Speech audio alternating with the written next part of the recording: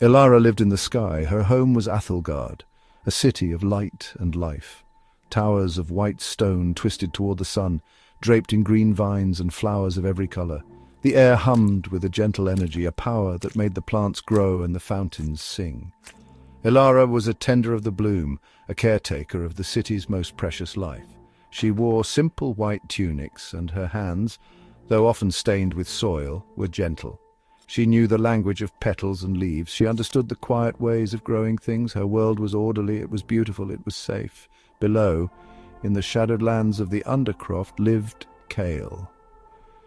His world was made of iron and rust, a maze of forgotten machines and towering metal skeletons. The air here was thick with the smell of oil and dust. The only light came from glowing fungi and the sparks of welders.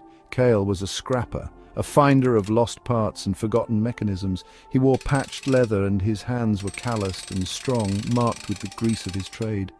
He knew the language of gears and circuits. He understood the steady rhythm of a working engine. His world was hard, it was noisy, it was real. They met at the edge, the place where Ethelgard's lowest gardens met the highest gantries of the Undercroft. Ethelgardians were told to fear the world below. It was a place of chaos and ruin. Undercrofters were taught to resent the world above. It was a place of privilege and waste. Ilara was searching for a rare root that grew only near the precipice. Kale was scavenging for a power conduit that had fallen from the city above. When they saw each other, they saw only what they had been taught to see. She saw a boy covered in grime, a creature of the dark. He saw a girl in pristine white, a symbol of careless luxury. Their first words were not kind. Ilara warned him away from her plants, her voice sharp with a fear she did not understand. Kale scoffed at her delicate world, his voice rough with the bitterness he had always known. She thought him a thief, he thought her arrogant. They stood on opposite sides of a divide that was much older and deeper than the space between them. For a long time they only watched each other with suspicion. The stories of their elders echoed in their minds, building a wall of silence. They were from different worlds. They could never understand. The trouble began with a whisper of sickness. It started in the heart of Ethelgard, with the Obsidian Bloom. This was no ordinary flower. Its petals were the color of polished night, and at its center pulsed a soft violet light that powered the entire city. The bloom was Ethelgard's life force, but now its light was fading. The deep black of its petals began to grey at the edges, like ash. The leaves, once strong and waxy, grew limp and brittle. A tremor of fear passed through the floating city.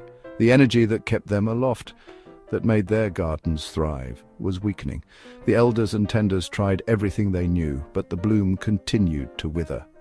Down in the Undercroft, the effects were felt differently. The gentle hum of energy they siphoned from the city above began to stutter and fail. The glowing fungi that lit their workshops dimmed. The old water purifiers, powered by the city's excess energy, sputtered and went quiet. For the Undercrofters, it was another hardship in a life full of them.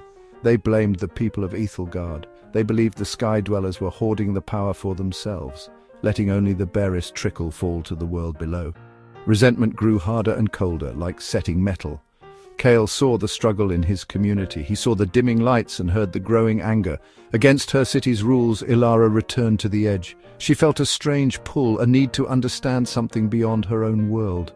She found Kale there again, his face tight with worry. This time they did not argue. She spoke of the dying bloom, her voice low with sorrow. He spoke of the failing power, his words heavy with frustration. As they talked, a new understanding began to form. She saw that his world was not one of chaos, but of resilience. He saw that her world was not one of carelessness, but of fragility. They were not enemies, they were two halves of the same failing system. Their meetings became a secret ritual. Ilara would bring him a small, glowing fruit from her gardens. It was a taste of a world he had never known. Kyle would show her how a simple machine worked, his hands moving with a practiced grace she found beautiful. He fixed a broken watering can for her with a clever piece of wire. She showed him how to read the health of a plant by the color of its leaves. They learned that their knowledge was different, but not opposite. One understood the living, growing world. The other understood the world of gears and energy. They were beginning to see that they needed each other. The idea came to Kale first. He listened to Elara describe the bloom's sickness. She spoke of its roots, of the channels that carried life to it from the earth far below. Kale knew about channels. He knew about blockages. He realized the problem might not be in the flower itself, but in the systems that fed it. He proposed a dangerous idea. He would journey deep into the forgotten foundations of the Undercroft, to the very base of the conduits that anchored Ethelgard. He believed something was poisoning the energy at its source. Elara's heart filled with fear for him, but also with a spark of hope. It was a chance. Their collaboration was a secret dance between two worlds. Elara used her knowledge as a tender to describe the exact kind of energy the bloom needed. She explained its rhythms, its pulse, the delicate balance it required to live. Kale translated her words into the language of machines. He drew diagrams in the dirt with a piece of scrap metal, showing her how the energy flowed through ancient conduits. He told her what to look for: a corrupted signal, a parasitic drain. While he prepared for his descent, she gathered special mosses and purifying herbs from her gardens, things she believed could help cleanse the energy if he found the source of the poison. Their bond grew stronger with every shared secret. Standing at the edge, under the dimming sky and the flickering lights, they were no longer an Ethelgardian and an Undercrofter. They were just Elara and Kale. Their love was a quiet thing, unspoken but deeply felt. It existed in the space between their worlds, a fragile bridge built of trust and shared purpose. But their closeness did not go unnoticed. Elara's fellow tenders saw the worry in her eyes and whispered that she was spending too much time near the contaminated edge. Kale's friends saw the strange plants he kept and accused him of trusting the sky dwellers who were starving them of power. They were judged by both worlds. Kale found it.